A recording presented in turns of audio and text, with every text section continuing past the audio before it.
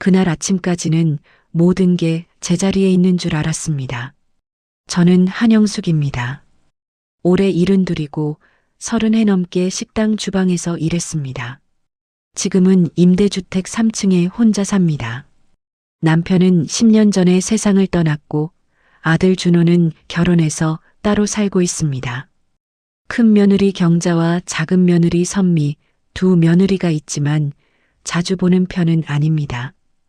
그래도 명절이나 생일 때는 연락이 오고 준호가 가끔 용돈을 보내줍니다. 그게 제 일상이었습니다. 아침 6시에 일어나 우편함을 확인하는 게 하루의 시작입니다. 청구서나 광고지 말고는 별로 들어오는 게 없지만 그래도 매일 열어봅니다. 그게 습관입니다. 그날도 우편함을 열었고 전기요금 고지서 한 장이 들어 있었습니다. 저는 그걸 접어서 안주머니에 넣고 계단을 올라갔습니다. 준호는 요즘 통화가 짧습니다. 예전엔 엄마 밥은 먹었어? 그 정도는 물었는데 요즘은 응, 알았어 하고 끊습니다. 바쁜가 보다 싶었습니다. 며느리들도 비슷합니다. 경자는 원래 말이 많지 않았고 선미는 가끔 문자를 보내왔는데 최근엔 그것도 뜸합니다. 뭐 다들 살기 바쁘겠지. 저는 그렇게 생각했습니다. 그런데 그날 오후 선미에게서 전화가 왔습니다. 어머니, 저 선미예요. 목소리가 평소보다 조금 높았습니다. 존댓말도 더 많이 섞여 있었습니다. 응, 선미야. 무슨 일이야? 아니, 그냥 어머니 건강은 괜찮으시죠? 그럼 나 괜찮아. 너는? 짧은 침묵이 있었습니다. 뭔가 말하려다 참는 것 같았습니다. 네, 저도 괜찮아요. 그럼 나중에 다시 연락드릴게요. 전화가 끊겼습니다. 저는 휴대폰을 내려다봤습니다. 뭔가 이상했습니다. 선미는 평소에 그렇게 말하지 않습니다. 어머니 건강은 괜찮으시죠? 라는 말투도 끊는 방식도 낯설었습니다. 하지만 그때는 그냥 넘어갔습니다. 저녁 무렵 준호에게서 전화가 왔습니다. 엄마 나야. 응, 준호야. 저녁은 먹었니? 응. 엄마 요즘 어디 아픈 데 없어? 저는 멈칫했습니다. 준호가 먼저 이런 질문을 하는 건 드뭅니다. 아니, 괜찮아. 왜 그래? 아니 그냥 혹시 병원 갈 일 있으면 미리 말해. 알았어. 통화는 거기서 끝났습니다. 짧았습니다. 평소보다 더 짧았습니다. 저는 핸드폰을 식탁 위에 놓고 한참 바라봤습니다. 선미도 준호도 오늘따라 이상했습니다. 하지만 정확히 뭐가 이상한지는 말할 수 없었습니다. 그날 밤 저는 잠이 잘 오지 않았습니다. 이틀 뒤 선미에게 다시 전화를 걸었습니다. 벨이 4번 울렸고 선미가 받았습니다. 네, 어머니. 선미야, 나야. 요즘 바쁘니? 아, 네, 조금요. 목소리에 긴장이 섞여 있었습니다. 너 괜찮아? 무슨 일 있어? 아니에요. 괜찮아요. 짧은 대답이었습니다. 평소 선미라면 어머니 걱정 마세요 정도는 덧붙였을 겁니다. 하지만 그날은 그러지 않았습니다. 그래, 그럼 조심하고. 전화를 끊고 나니 불안이 커졌습니다. 뭔가 잘못됐다는 느낌이 들었습니다. 하지만 그게 뭔지는 몰랐습니다. 사흘째 되던 날 준호에게 전화를 걸었습니다. 준호야, 선미 요즘 괜찮니? 응 괜찮아. 왜? 아니, 통화해보니까 좀 이상한 것 같아서. 준호는 잠깐 말을 멈췄습니다. 엄마 선미 일은 큰형수가 맡아서 하고 있어. 병원 쪽이랑도 형수가 연락하고. 뭐, 왜 경자가 선미 일을 맡아? 그냥 형수가 알아서 한다고 했어. 엄마는 너무 신경 쓰지 마. 내가 알아서 챙기해. 통화가 끊겼습니다. 저는 휴대폰을 천천히 내려놓았습니다. 형수가 알아서 하고 있어. 그 말이 자꾸 맴돌았습니다. 무슨 일을 알아서 한다는 걸까요? 선미한테 무슨 일이 있는 걸까요? 저는 그날 오후 내내 창밖을 바라봤습니다. 11월 말 하늘은 흐렸고 바람이 차가웠습니다. 선미 생각이 자꾸 났습니다. 결혼한 지 5년째인데 한 번도 저한테 그렇게 말한 적이 없었습니다. 저는 불안했습니다. 나흘째 되던 날 선미네 집 근처를 지나가 봤습니다. 제가 사는 곳에서 버스로 새 정거장 거리였습니다. 아파트 단지 입구에서 멈춰 섰습니다. 올라가 볼까 하다가 그냥 돌아섰습니다. 준호가 신경 쓰지 말라고 했으니까요. 하지만 발걸음이 무거웠습니다. 집에 돌아와 찬장을 열었을 때 맨 안쪽에서 씻기지 않은 머그컵 하나가 나왔습니다. 선미가 마지막으로 왔을 때 쓴 컵이었습니다. 누가 일부러 숨겨둔 것처럼 구석에 밀려 있었습니다. 저는 컵을 들어 냄새를 맡았습니다. 찬물이 말라붙어 있었습니다. 언제 마셨던 거지? 저는 컵을 씻으며 생각했습니다. 선미가 집에 온 게 언제였지? 한 달 전쯤이었던 것 같았습니다.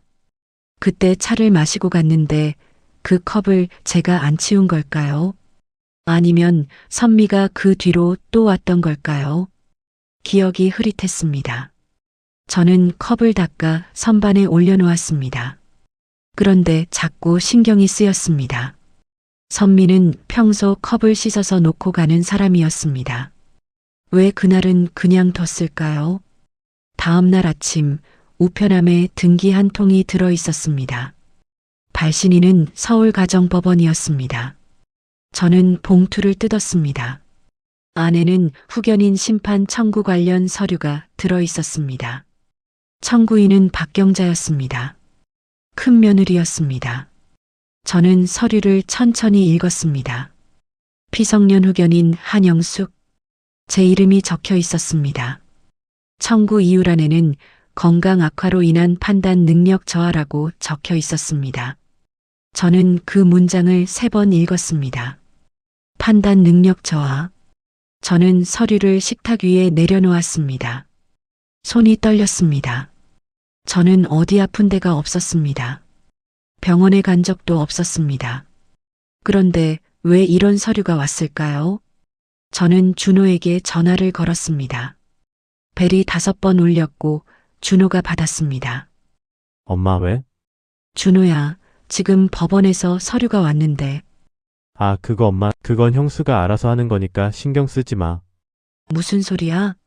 내 이름으로 된 서류인데 내가 왜 신경을 안 써? 준호는 한숨을 쉬었습니다. 엄마, 나중에 설명할게. 지금은 바빠. 전화가 끊어졌습니다. 저는 휴대폰을 식탁에 던졌습니다. 화가 났습니다. 뭔가 잘못되고 있었습니다. 그리고 아무도 저한테 설명을 안 해줬습니다. 저는 서류를 다시 펼쳤습니다. 심판 기일이 적혀 있었습니다. 이번 주 금요일이었습니다. 저는 그 날짜를 손가락으로 짚었습니다. 사흘 남았습니다. 그날 오후 선미에게 다시 전화를 걸었습니다. 이번엔 받지 않았습니다. 한 번 더 걸었습니다. 여전히 받지 않았습니다. 문자를 보냈습니다. 선미야, 전화 좀 받아라. 답장은 오지 않았습니다. 저는 거실 소파에 앉아 창밖을 바라봤습니다. 하늘이 어두워지고 있었습니다. 불안이 목까지 차올랐습니다. 저는 혼자 중얼거렸습니다. 뭐가 잘못된 거지? 저녁 무렵 현관 초인종이 울렸습니다. 저는 문을 열었습니다. 경자가 서 있었습니다. 어머니 안녕하세요? 경자는 웃고 있었습니다. 평소보다 표정이 밝았습니다. 경자야. 갑자기 무슨 일이야? 그냥 인사드리러 왔어요? 들어가도 될까요? 저는 문을 열어줬습니다. 경자가 거실로 들어와 소파에 앉았습니다. 저는 물을 따라 건넸습니다. 어머니 요즘 건강은 어떠세요? 괜찮아. 너는? 저도 잘 지내요? 그런데 어머니 혹시 법원에서 서류 받으셨죠? 저는 고개를 끄덕였습니다. 응, 받았어. 그게 무슨 서류야? 후견인이 뭐야? 경자는 잠깐 말을 멈췄습니다. 그러고는 천천히 말했습니다. 어머니, 그건 어머니를 보호하기 위한 절차예요? 요즘 나이 드신 분들이 사기 같은 거 많이 당하잖아요? 그래서 미리 준비해둔 거예요? 사기? 나는 사기 당한 적 없어. 지금은 안 당하셨지만 나중에 모르잖아요. 그래서 미리 해두는 거예요. 저는 경자를 바라봤습니다. 말투가 부드러웠지만 뭔가 단단했습니다. 그럼 내가 법원에 가야 돼? 아니요, 제가 다 처리할게요. 어머니는 그냥 편하게 계세요. 아니, 내일인데 내가 가야지. 경자는 웃었습니다. 어머니 괜히 힘드실 필요 없어요. 제가 알아서 할게요. 저는 더 물어보고 싶었지만 경자는 이미 일어서고 있었습니다. 그럼 저 이만 갈게요. 편히 쉬세요. 경자가 나갔습니다. 저는 문을 닫고 한참 서 있었습니다. 뭔가 이상했습니다. 경자는 평소에 이렇게 자주 오지 않았습니다. 그리고 제가 알아서 할게요라는 말이 자꾸 맴돌았습니다. 저는 식탁으로 돌아와 서류를 다시 펼쳤습니다. 청구 이유를 다시 읽었습니다. 건강 악화로 인한 판단 능력 저하. 저는 건강했습니다. 판단 능력도 멀쩡했습니다. 그런데 왜 이런 서류가 만들어졌을까요? 그날 밤 저는 서랍을 뒤졌습니다. 후견인 서류에 도장 이야기가 나와서 인감 도장을 찾아야 했습니다. 오래된 영수증, 통장, 낡은 사진들이 나왔습니다. 서랍 맨 아래 인감 봉투를 꺼내는 순간 그 밑에 작은 종이 조각이 떨어졌습니다. 손글씨였습니다. 407 보건실 간호사 미란에게라고 적혀 있었습니다. 저는 종이를 들여다봤습니다. 이게 뭐지? 407은 아파트 호수일까요? 보건실은 또 뭘까요? 미라는 누구죠? 저는 그 이름을 본 적이 없었습니다. 저는 종이를 식탁 위에 놓고 한참 바라봤습니다. 이게 왜 제 서랍에 있는 걸까요? 누가 넣어둔 걸까요? 다음 날 아침 저는 선미네 아파트로 갔습니다. 선미가 예전에 우리 집 407호예요라고 말했던 게 떠올랐습니다. 이번엔 망설이지 않았습니다. 407호 앞에 섰습니다. 초인종을 눌렀습니다. 아무 대답이 없었습니다. 한 번 더 눌렀습니다. 여전히 조용했습니다. 저는 복도를 천천히 걸으며 주변을 살폈습니다. 보관실이라는 게 어디 있을까요? 계단 쪽으로 가니 작은 문이 하나 보였습니다. 공용 보관실이라는 팻말이 붙어 있었습니다. 저는 문을 잡아당겼습니다. 잠겨 있었습니다. 비밀번호가 필요했습니다. 저는 주머니에서 종이 조각을 꺼내 다시 봤습니다. 미란에게 이 사람이 누군지 알아야 할 것 같았습니다. 저는 아파트 경비실로 갔습니다. 경비원이 책상에 앉아 있었습니다. 저기요, 죄송한데 김미란이라는 분 아세요? 경비원이 고개를 들었습니다. 미란 씨요? 4층에 사시는데 무슨 일이세요? 아, 제가 어제 엘리베이터에서 뵀는데 간호사 선생님 맞죠? 인사드리려고요. 아, 네. 403호세요. 저는 고개를 끄덕이고 경비실을 나왔습니다. 김미란, 간호사, 403호. 이 사람이 왜 제 서랍에 적혀 있었을까요? 저는 다시 엘리베이터를 타고 4층으로 올라갔습니다. 403호 앞에 섰습니다. 초인종을 눌렀습니다. 잠시 후 문이 열렸습니다. 50대쯤 되어 보이는 여자가 나왔습니다. 혹시 김미란 씨 맞으세요? 네, 그런데요. 저는 한영숙이라고 합니다. 407호에 사는 박선미 씨 시어머니인데요. 김미란의 표정이 잠깐 굳었습니다. 아, 혹시 선미 씨 어디 있는지 아세요? 김미란은 잠깐 망설였습니다. 그러고는 조심스럽게 말했습니다. 잠깐만요. 안으로 들어오시겠어요? 저는 고개를 끄덕이고 따라 들어갔습니다. 김미란은 거실 소파를 가리켰고 저는 앉았습니다. 선미 씨 일로 오셨군요. 네. 며칠째 연락이 안 돼서요. 김미라는 잠깐 입술을 깨물었습니다. 어머니 선미 씨 지금 병원에 계세요. 저는 멈칫했습니다. 병원이요? 어디가 아파서요? 교통사고였어요. 일주일 전쯤. 머릿속이 하얘졌습니다. 교통사고. 일주일 전. 저는 아무것도 몰랐습니다. 그럼 지금은 의식은 돌아왔어요. 다행히 큰 부상은 아니었고요. 저는 손을 꽉 쥐었습니다. 그런데 왜 아무도 저한테 말을 안 해준 거예요? 김미라는 대답하지 않았습니다. 그저 저를 바라봤습니다. 어느 병원이에요? 사랑병원이요. 그런데 뭐요? 김미라는 잠깐 말을 멈췄습니다. 면회가 제한되어 있다고 들었어요. 무슨 소리예요? 제가 시어머니인데 왜 면회를 못해요? 김미라는 고개를 숙였습니다. 저도 자세히는 모르겠어요. 그냥 그렇게 들었어요. 저는 일어섰습니다. 고맙습니다. 병원 가봐야겠어요. 김미란이 저를 배웅했습니다. 문 앞에서 김미란이 조용히 말했습니다. 어머니 조심하세요. 저는 고개를 끄덕이고 나왔습니다. 사랑병원은 집에서 멀지 않았습니다. 저는 버스를 타고 그곳으로 향했습니다. 창밖 풍경이 빠르게 지나갔습니다. 머릿속은 복잡했습니다. 교통사고, 일주일 전, 면회 제한, 후견인 서류, 모든 게 한꺼번에 엉켜 있었습니다. 병원에 도착했습니다. 저는 안내 데스크로 갔습니다. 박선미 씨 병실이 어디예요? 직원이 컴퓨터를 확인했습니다. 6층 602호인데요. 그런데 지금 면회는 어려워요. 제가 시어머니인데요. 잠시만요. 직원이 어딘가로 전화를 걸었습니다. 잠시 후 전화를 끊고 말했습니다.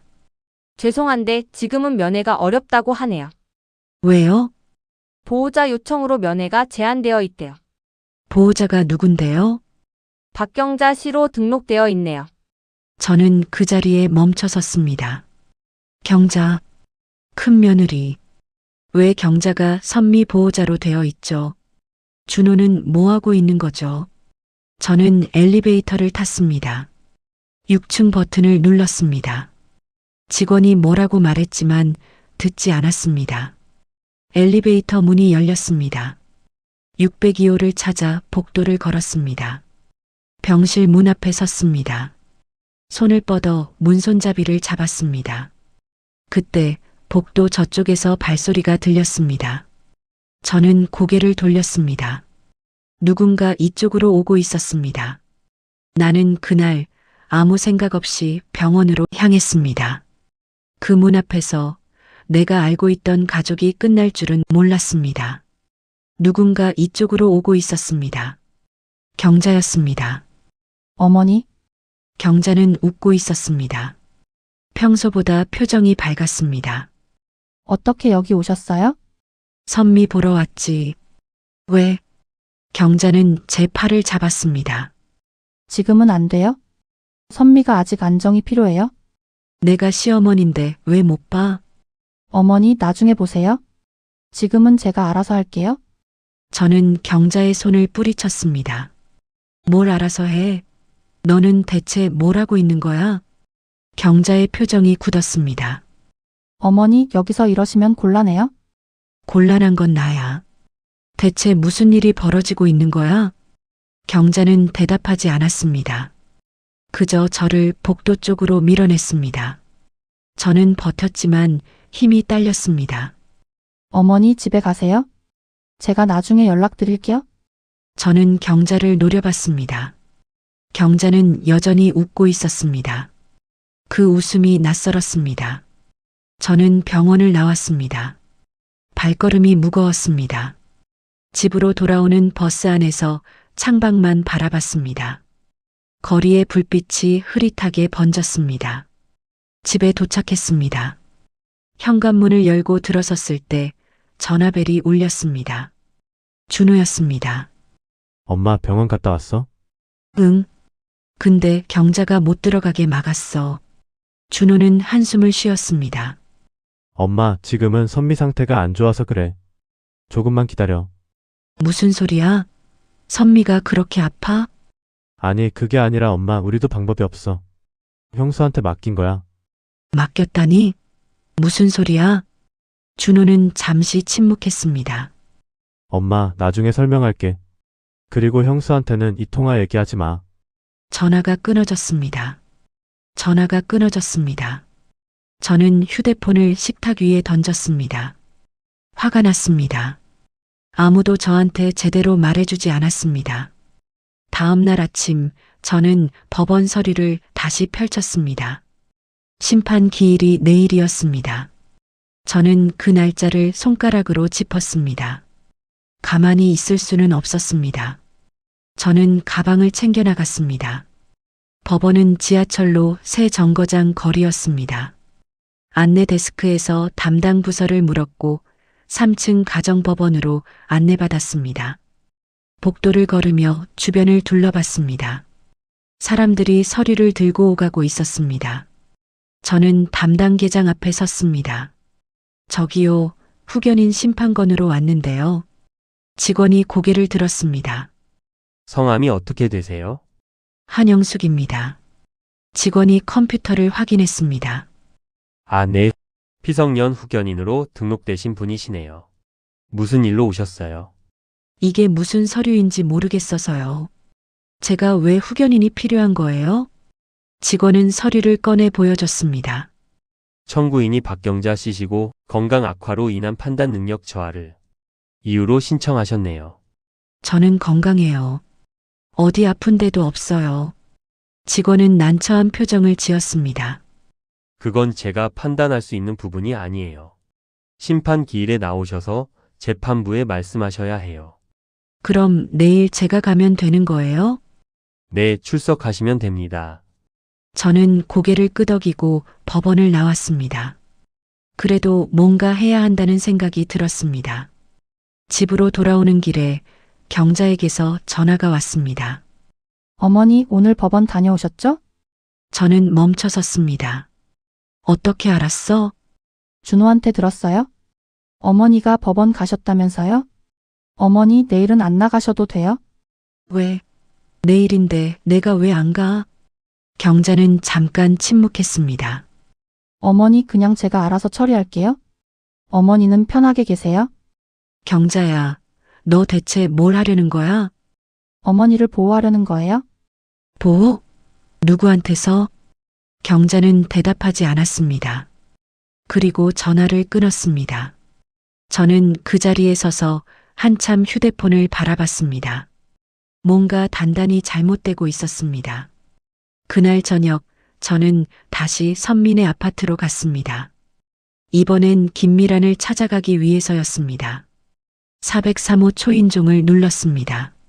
문이 열렸습니다. 어머니 또 오셨네요. 미란 씨, 죄송한데 물어볼 게 있어요. 김미란은 저를 안으로 들였습니다. 거실 소파에 앉았습니다. 선미 씨 사고 난 날 혹시 뭔가 이상한 점 없었어요? 김미란은 잠깐 망설였습니다. 글쎄요, 제가 직접 본 건 아니지만 그날 저녁에 경자 씨가 왔었어요. 경자가요? 네, 급하게 오셨더라고요. 선미 씨 물건 좀 챙긴다고 하시면서. 저는 눈을 가늘게 떴습니다. 물건이요? 네, 근데 그때 좀 이상했어요. 보통은 사고 나면 바로 병원으로 가잖아요. 그런데 경자 씨는 집에 먼저 들르셨더라고요. 뭔가 걸렸습니다. 그럼 그 물건들 어디 있는지 아세요? 김미라는 고개를 저었습니다. 그건 모르겠어요. 그냥 큰 가방 하나 들고 나가시는 걸 봤어요. 저는 고개를 끄덕였습니다. 고맙습니다. 집으로 돌아왔습니다. 머릿속이 복잡했습니다. 경자가 사고 당일 선미 집에 들렀다. 물건을 챙겼다. 그게 뭘 의미하는 걸까요? 사흘이 지났습니다. 다음 날 저는 법원에 갔습니다. 경자가 뭐라고 하든 제가 직접 나가야 했습니다. 3층 법정 앞에 섰습니다. 문을 열고 들어갔습니다. 경자가 앞에 앉아 있었습니다. 저를 보고 놀란 표정을 지었습니다. 어머니 왜 오셨어요? 내일인데 내가 왜 오면 안 돼? 재판부가 들어왔습니다. 저는 자리에 앉았습니다. 재판장이 서류를 확인했습니다. 피성년 후견인 한영숙 씨, 본인이 맞습니까? 네, 맞습니다. 청구인 박경자 씨, 후견인 청구 이유를 설명해 주세요. 경자가 일어섰습니다. 어머니께서 최근 건강이 많이 안 좋으셔서요? 판단 능력이 떨어지시고 혼자 생활하시기 어려운 상태입니다. 그건 거짓말이에요. 제가 말했습니다. 재판장이 저를 봤습니다. 한영숙 씨, 말씀하세요. 저는 건강합니다. 혼자 생활하는데 아무 문제 없어요. 이 서류 자체가 이상해요. 경자가 말했습니다. 어머니께서 그렇게 느끼시는 것뿐이에요? 실제로는? 실제로는 뭐? 내가 뭘 잘못했는데?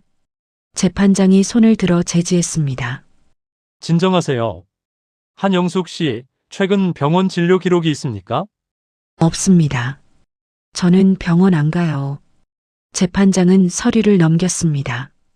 그런데 여기 진단서가 첨부되어 있네요. 치매 초기 증상이라고 나와 있습니다. 저는 얼어붙었습니다. 뭐라고요? 그게 무슨 소리예요? 재판장이 서류를 보여줬습니다. 사랑병원 정신건강의학과 진단서였습니다. 제 이름으로 되어 있었습니다. 이건 제가 받은 적이 없어요. 경자가 말했습니다. 어머니, 지난달에 제가 모시고 갔잖아요? 어머니께서 잊으신 거예요? 아니야. 나는 그런 적 없어. 재판장은 잠시 생각했습니다. 이 부분은 추가 확인이 필요하겠습니다. 일단 오늘은 여기서 마치고 다음 기일에 병원 측 확인을 받아오시기 바랍니다. 재판이 끝났습니다. 저는 자리에서 일어나지 못했습니다. 진단서, 제 이름, 치매, 경자가 다가왔습니다. 어머니 괜히 나오셔서 힘드셨죠? 집에 가세요? 저는 경자를 똑바로 봤습니다. 너 그 진단서 어떻게 만든 거야? 경자는 웃었습니다. 어머니 무슨 말씀을 그렇게 하세요? 어머니께서 직접 진료 받으신 거잖아요? 거짓말하지 마. 경자는 더 이상 대답하지 않았습니다. 그냥 돌아서서 나갔습니다. 저는 법원을 나와 사랑병원으로 향했습니다. 버스에 앉아 창밖을 보는 내내 손이 떨렸습니다. 병원에 도착했습니다. 안내 데스크로 갔습니다. 정신건강의학과가 어디예요? 2층입니다. 2층으로 올라갔습니다. 접수 창구에서 말했습니다. 저 한영숙인데요. 제 진료 기록 확인하고 싶어요. 직원이 컴퓨터를 확인했습니다. 한영숙 씨 내 기록이 있네요. 지난달 15일에 내원하셨어요. 그날 제가 온 게 확실해요? 직원은 고개를 끄덕였습니다. 네, 내원 기록은 확인되는데요. 서명 원본은 기록실에 있어서 열람 신청을 하셔야 해요. 지금 바로 신청할 수 있어요? 신청서 작성하시면 되는데 확인까지 며칠 걸릴 수 있어요. 저는 잠시 생각했습니다. 며칠이나 기다려야 한다는 게 답답했습니다. 그럼 제가 그날 온 건 확실한 거예요? 네, 시스템에는 그렇게 나와 있어요. 직원은 난처한 표정을 지었습니다. 그건 저희가 판단할 수 있는 부분이 아니에요. 원무과에 문의하셔야 할 것 같은데요. 저는 원무과로 갔습니다. 하지만 거기서도 본인이 온 게 맞다는 말만 들었습니다. 저는 병원을 나왔습니다. 분노가 치밀어 올랐습니다. 누군가 제 이름으로 진단서를 만들었습니다. 경자였습니다. 틀림없었습니다. 집으로 돌아오는 길에 다시 김미란을 찾아갔습니다. 403호 초인종을 눌렀습니다. 미란 씨, 또 왔어요. 김미란은 저를 들였습니다. 어머니 무슨 일 있으세요? 안색이 안 좋으신데. 미란 씨, 혹시 이 아파트의 보관실 비밀번호 아세요?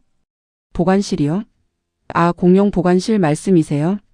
네, 비밀번호는 각 호수별로 다르긴 한데 407호 건 제가 어떻게 알아요? 혹시 선미 씨한테 들은 적 없어요? 김미라는 고개를 저었습니다. 아니요. 근데 왜 보관실을 찾으세요? 저는 주머니에서 메모 조각을 꺼냈습니다. 이걸 찾았거든요. 407 보관실 미란에게라고 적혀 있어요. 김미란의 얼굴이 굳었습니다. 이거 선미 씨 글씨예요. 정말요? 네. 선미 씨 필체 맞아요. 저는 메모를 다시 봤습니다. 선미가 왜 이런 메모를 남겼을까요? 그리고 왜 김미란에게였을까요? 미란 씨, 선미가 왜 이런 걸 남긴 거예요? 김미란은 잠깐 망설였습니다. 어머니 사실은 선미 씨가 사고 나기 며칠 전에 저한테 말했어요. 혹시 무슨 일 생기면 보관실 확인해 달라고. 무슨 일이요? 자세히는 안 말씀하셨어요.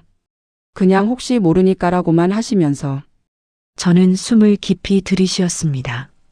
보관실에 뭐가 있는 것 같아요? 글쎄요, 중요한 게 있다고 하셨어요. 서류 같은 거라고. 서류. 저는 그 단어에 집중했습니다.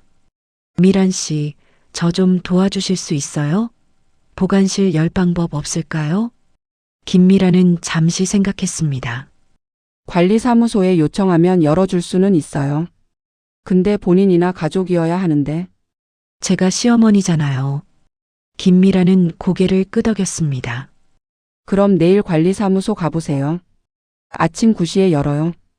고맙습니다. 저는 김미란의 집을 나왔습니다. 내일 아침, 보관실, 거기에 답이 있을 것 같았습니다.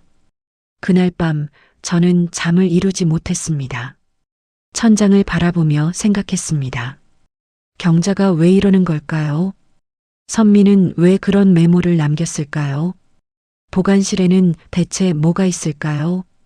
다음 날 아침 일찍 저는 선민의 아파트 관리사무소로 갔습니다. 소장이 책상에 앉아 있었습니다. 저기요, 407호 보관실 좀 열어주실 수 있어요? 407호요. 어떤 분이세요? 시어머니예요. 며느리가 사고 나서 물건 좀 찾으려고요. 소장은 난처한 표정을 지었습니다. 원칙적으로는 본인이나 배우자만 가능한데요. 그럼 아들이 와야 하나요? 소장은 잠시 생각했습니다. 가족관계 증명서 있으세요? 집에 있어요. 지금 가져올게요.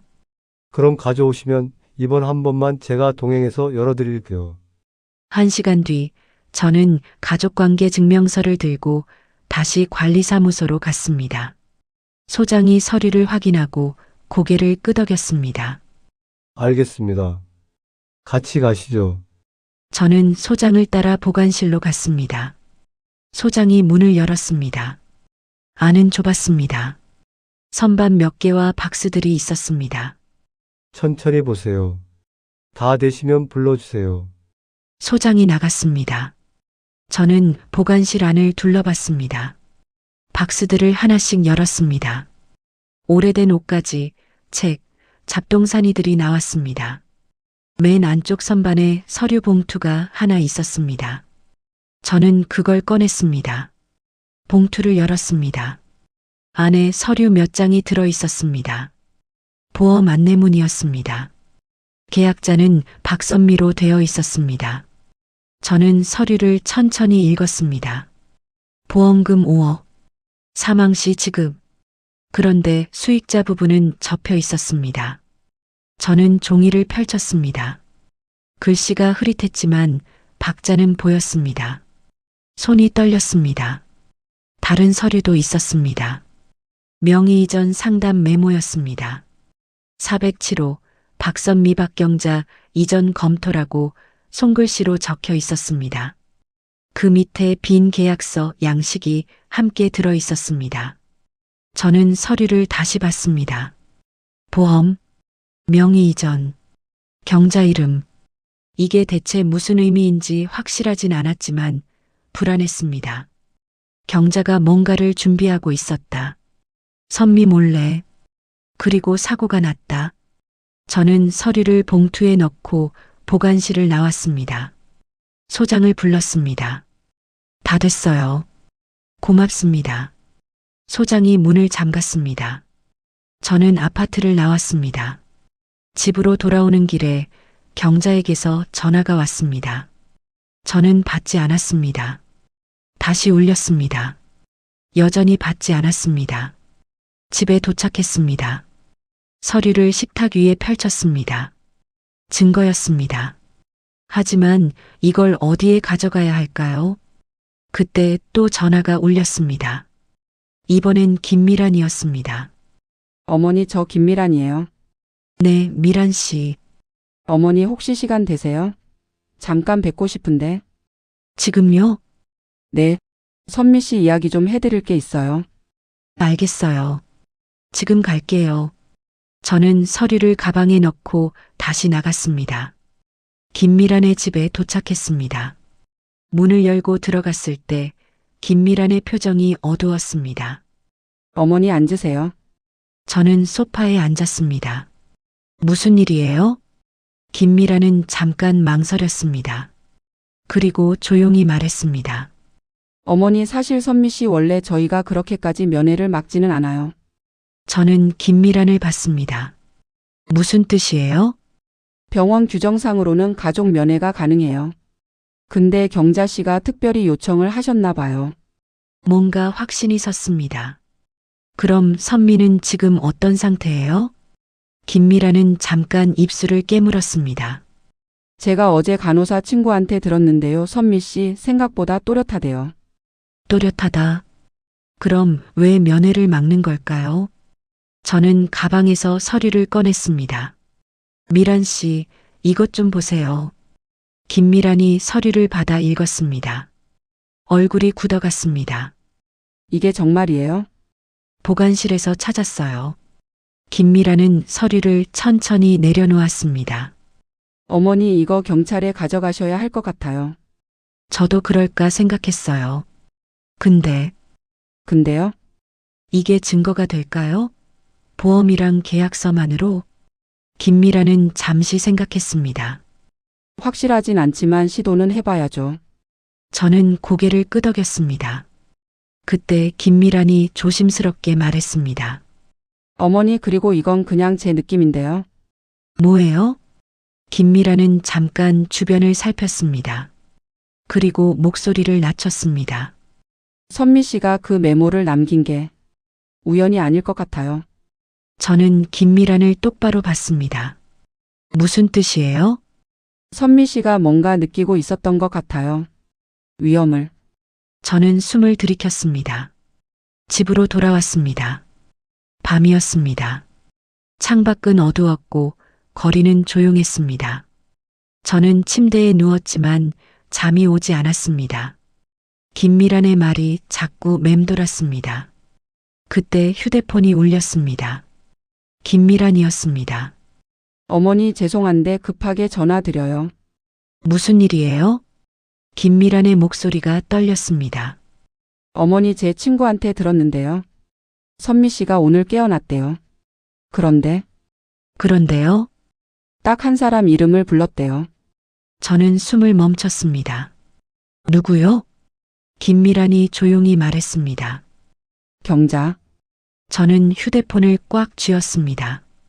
경자 이름을요? 네. 친구 말로는 선미 씨가 계속 경자 씨 이름만 불렀대요. 저는 이불을 걷어찼습니다. 지금 병원 가도 될까요? 글쎄요, 밤이라 면회 시간은 지났을 텐데. 내일 아침 첫 차 타고 갈게요. 어머니 조심하세요. 전화가 끊어졌습니다. 저는 천장을 바라봤습니다. 잠은 오지 않았습니다. 새벽 5시 저는 일어났습니다. 씻고 옷을 갈아입었습니다. 가방에 보관실에서 찾은 서류를 넣었습니다. 6시에 집을 나섰습니다. 거리는 아직 어두웠습니다. 찬 공기가 얼굴을 스쳤습니다. 버스 정류장에서 첫 차를 기다렸습니다. 병원에 도착한 건 7시였습니다. 로비는 조용했습니다. 안내 데스크 직원이 저를 봤습니다. 면회는 아직 시작 안 했어요. 알아요. 그냥 잠깐만 볼게요. 직원이 뭐라고 말했지만 저는 이미 엘리베이터로 향했습니다. 6층에 도착했습니다. 602호로 걸어갔습니다. 복도는 비어 있었습니다. 병실 문 앞에 섰습니다. 손을 뻗어 문손잡이를 잡았습니다. 그때 안에서 목소리가 들렸습니다. 선미야, 정신 차려. 알았지? 아무 말도 하면 안 돼. 경자 목소리였습니다. 저는 숨을 죽였습니다. 언니, 제발요. 저 그냥 집에 가고 싶어요. 선미 목소리였습니다. 떨리고 있었습니다. 집에? 지금 내 상태로? 정신 좀 차려. 내가 지금 뭘 할 수 있는데? 저는 괜찮아요. 의사 선생님도 퇴원해도 된대요. 의사가 뭘 안다고? 내가 내 상태를 더 잘 알아? 침묵이 흘렀습니다. 저는 문에 귀를 가까이 댔습니다. 언니, 제발 어머니한테는 알리지 말아요. 당연하지. 시어머니한테 무슨 말을 해. 괜히 복잡해지잖아. 저는 손을 떨었습니다. 문을 열려고 했습니다. 그때 복도 저쪽에서 간호사가 걸어왔습니다. 보호자세요? 네, 지금 면회 시간 아닌데요. 죄송해요. 그냥 얼굴만 보고 가려고요. 간호사가 고개를 저었습니다. 보호자 요청으로 면회 제한되어 있어요. 나중에 오세요. 저는 물러섰습니다. 간호사가 지나갔습니다. 저는 복도 끝 의자에 앉았습니다. 30분쯤 지났을 때 병실 문이 열렸습니다. 경자가 나왔습니다. 저를 보고 멈춰 섰습니다. 어머니, 여기 왜 계세요? 선미 보러 왔어. 경자는 웃었습니다. 아직은 안 된다고 했잖아요? 왜 안 돼? 선미가 깨어났다며? 경자의 표정이 굳었습니다. 누가 그런 말을 했어요? 그건 중요하지 않아. 나 지금 들어갈 거야. 저는 일어섰습니다. 경자가 제 앞을 막았습니다. 어머니, 지금은 안 돼요? 비켜. 어머니가 들어가시면 선미가 힘들어해요. 거짓말하지 마. 방금 다 들었어. 선미가 집에 가고 싶다고 했잖아. 경자의 얼굴이 차갑게 식었습니다. 엿듣고 계셨어요? 엿듣기가 아니라 내가 하는 말이 다 들렸어. 너 지금 선미한테 뭐 하는 거야? 경자는 한 발 다가왔습니다. 어머니, 이건 어머니가 상관할 일이 아니에요? 상관할 일이 아니라고? 내 며느리인데? 며느리라고 다 어머니 거예요? 선미는 우리 가족이에요? 저는 경자를 똑바로 봤습니다. 그래서 선미 명의로 보험 든 거야? 그래서 아파트 명의 이전 준비한 거야? 경자의 눈빛이 흔들렸습니다. 어머니가 뭘 안다고 그러세요? 준호도 선미도 다 제가 챙긴 거예요? 어머니는 아무것도 안 하셨잖아요? 경자의 목소리가 떨렸습니다. 처음으로 흔들리는 모습이었습니다. 보관실에서 다 봤어. 보험 안내문, 명의 이전 메모. 다 내 이름으로 되어 있더라. 경자는 잠시 침묵했습니다. 그리고 조용히 말했습니다. 어머니가 뭘 안다고 그래요? 그건 선미가 동의한 거예요? 동해, 선미가 왜 자기 재산을 너한테 넘겨? 그건 복잡한 사정이 있어요? 복잡하긴 뭐가 복잡해.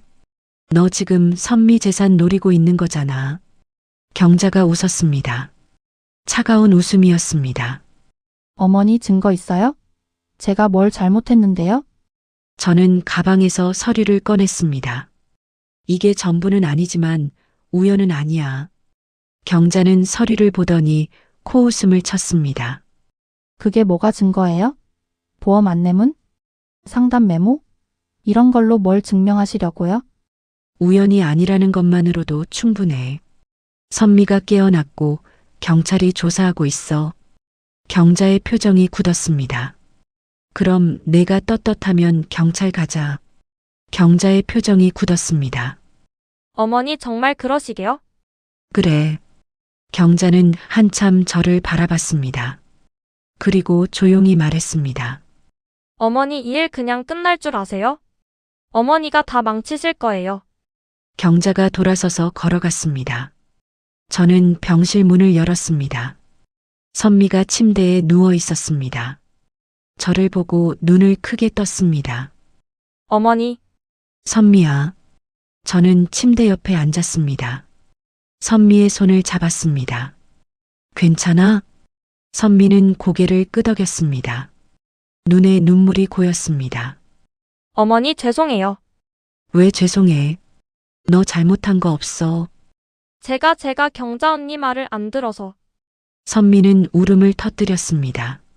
저는 선미를 안았습니다. 괜찮아. 다 괜찮아. 이제 집에 가자. 선미는 고개를 저었습니다. 못 가요. 언니가 안 된대요. 왜? 선미는 잠시 망설였습니다. 그리고 조용히 말했습니다. 언니가 제 보험이랑 아파트를 자기 명의로 바꾸려고 했어요. 알아. 서류 봤어. 선미는 놀란 표정을 지었습니다. 어떻게요? 내가 남긴 메모 덕분이야. 407 보관실 미란에게. 선미는 눈을 감았습니다. 그걸 찾으셨구나. 선미야, 정확히 뭐가 있었던 거야? 선미는 천천히 말했습니다. 언니가 몇 달 전부터 제 서류를 요구했어요. 보험 가입한다고 절세 상담 받는다고. 저는 그냥 믿었어요. 그런데 어느 날 우연히 언니 가방에서 서류를 봤어요. 제 이름으로 된 보험인데 수익자가 언니였어요. 저는 숨을 삼켰습니다. 그래서 물어봤죠. 언니한테. 그랬더니 언니가 화를 냈어요. 그리고 그날 밤에 선미는 말을 멈췄습니다. 그날 밤에 뭐? 사고가 났어요. 저는 얼어붙었습니다. 사고가 그냥 사고가 아니었어? 선미는 고개를 저었습니다. 모르겠어요. 그날 밤 언니가 차를 태워준다고 했어요. 집까지 데려다 준다고. 그런데 중간에 차가 선미의 목소리가 떨렸습니다. 차가 갑자기 빨라졌어요. 제가 천천히 가라고 했는데 언니가 듣지 않았어요. 그리고 전봇대를 저는 선미의 손을 꽉 잡았습니다. 괜찮아. 이제 괜찮아. 선미는 울었습니다. 저는 한참 선미를 안고 있었습니다. 병실을 나왔을 때 저는 결심했습니다. 경찰서로 가야 했습니다. 경비실에 들렀습니다. 경비원에게 물었습니다. 혹시 CCTV 확인할 수 있나요? 무슨 일이세요? 제 며느리가 사고 난 날 확인하고 싶어서요. 경비원은 잠시 생각했습니다. 그건 경찰 요청이 있어야 하는데요. 그럼 경찰이랑 같이 오면 되나요? 네, 그러시면 됩니다. 저는 병원을 나왔습니다. 가까운 경찰서로 갔습니다. 접수대에서 말했습니다. 신고하러 왔어요. 무슨 일이세요? 제 며느리가 교통사고를 당했는데 고의인 것 같아요. 경찰관이 저를 상담실로 안내했습니다. 저는 모든 걸 설명했습니다. 후견인 서류, 가짜 진단서, 보험, 명의 이전, 선미의 증언. 경찰관은 메모하며 들었습니다. 증거 자료 있으세요? 저는 가방에서 서류를 꺼냈습니다. 경찰관이 확인했습니다. 일단 조사해 보겠습니다. 병원 CCTV도 확인하고요. 감사합니다. 경찰서를 나왔을 때 휴대폰이 울렸습니다. 준호였습니다. 엄마 형수한테 들었어. 경찰서 갔다며? 응, 엄마 왜 그래? 가족끼리 왜 이래? 가족? 너희가 나한테 한 게 가족이 할 짓이야? 준호는 침묵했습니다. 엄마 나는 몰랐어. 형수가 그렇게까지 할 줄은. 몰랐다고? 너 경자한테 다 맡긴다며? 나한테 말하지 말라며? 준호는 대답하지 못했습니다. 준호야, 너 이제 선택해야 돼. 내 아내 편에 설 거야? 아니면 진실 편에 설 거야? 엄마, 생각해봐. 나한테 연락해. 전화를 끊었습니다. 집으로 돌아왔습니다. 저는 소파에 앉아 한참 생각했습니다. 이틀 뒤 경찰에게서 연락이 왔습니다. 한영숙 씨 조사 결과 나왔습니다. 병원 CCTV 확인했는데 한영숙 씨가 정신건강의학과에 내원한 기록이 없습니다. 그럼 진단서가 가짜라는 거죠? 그리고 사고 당일 차량 블랙박스도 확보했습니다. 박경자 씨 진술과 다른 부분이 있습니다. 어떻게 다른데요? 박경자 씨는 급정거로 인한 사고라고 했는데 블랙박스 영상을 보면 사고로 보기엔 설명이 안 되는 부분들이 있습니다. 추가 분석이 필요합니다. 저는 숨을 들이켰습니다. 그럼 이제 어떻게 되나요? 박경자 씨를 참고인으로 조사할 예정입니다. 시간이 걸릴 수 있지만 차근차근 진행하겠습니다. 필요하면 연락드리겠습니다. 전화가 끊어졌습니다. 저는 한참 휴대폰을 바라봤습니다. 끝이 보이기 시작했습니다. 한 달이 지났습니다. 경자는 사기와 문서 위조 혐의로 기소가 진행 중이었습니다. 교통사고 부분도 수사가 계속되고 있었습니다. 선미는 퇴원했습니다. 저희 집에서 함께 지내기로 했습니다. 어느 날 아침 저는 우편함을 열었습니다. 전기요금 고지서가 들어 있었습니다. 저는 그걸 펼쳐봤습니다. 예전과 똑같은 금액이었습니다. 선미가 거실에서 차를 끓이고 있었습니다. 어머니 차 드세요. 저는 선미가 내민 컵을 받았습니다. 따뜻했습니다. 선미야, 너 이제 어떻게 할 거야? 일단 쉬려고요. 그리고 천천히 생각해 볼게요. 그래. 천천히 해. 선미는 웃었습니다. 오랜만에 보는 편안한 웃음이었습니다. 준호가 찾아온 건 그날 오후였습니다. 엄마, 들어와. 준호는 소파에 앉았습니다. 한참 말이 없었습니다. 엄마 미안해. 뭐가? 다 미안해. 내가 제대로 못 봤어. 형수가 그렇게까지 할 줄 몰랐어. 저는 준호를 봤습니다. 너 정말 몰랐어? 준호는 고개를 숙였습니다. 처음엔 몰랐어. 근데 중간에 뭔가 이상하다는 걸 알았어. 그래도 외면했어. 형수가 알아서 해준다고 그게 편했으니까. 그래서 나한테 말하지 말라고 했던 거구나. 준호는 고개를 끄덕였습니다. 준호는 눈물을 훔쳤습니다. 저녁이 되었습니다. 선미와 저는 식탁에 앉아 밥을 먹었습니다.